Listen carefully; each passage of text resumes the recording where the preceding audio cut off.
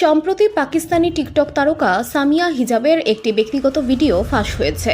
বিতর্কিত ভিডিওটি সামাজিক যোগাযোগ মাধ্যমে বেশ শোরগোল ফেলেছে।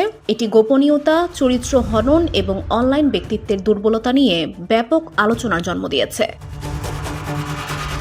এই ঘটনার পর 23 বছর বয়সী ওই টিকটকার ভিডিওটি তার নয় বলে অস্বীকার করেছেন। তিনি বলেছেন, অনলাইনে ভাইরাল ভিডিওটি আসল নয়, এটি কৃত্রিম বুদ্ধিমত্তা প্রযুক্তি ব্যবহার করে তৈরি করা হয়েছে। তার অনুসারীদের উদ্দেশ্যে একটি ভিডিও বার্তায় সামিয়া বলেছেন, আমি এই ভিডিওটি সম্পূর্ণরূপে অস্বীকার করছি এবং এর সঙ্গে আমার কোনো সম্পর্ক নেই।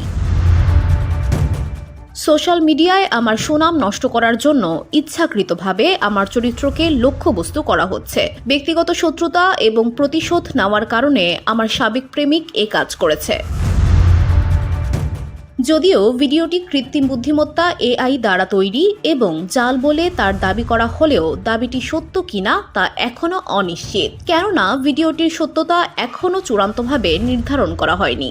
সামিয়া তার ভক্ত এবং অনুসারীদের মিথ্যা এবং ভিত্তিহীন ভিডিওটি বিশ্বাস না করার জন্য আরও অনুরোধ করেছেন।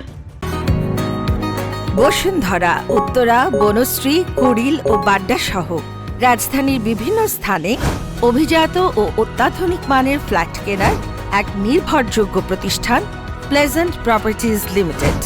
তাই আপনার স্বপ্নের আবাসনের জন্য আজই যোগাযোগ করুন। Pleasant properties limited, where destiny matures eventually.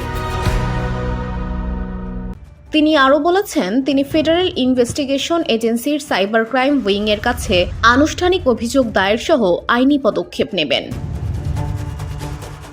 VOD Bangla news desk.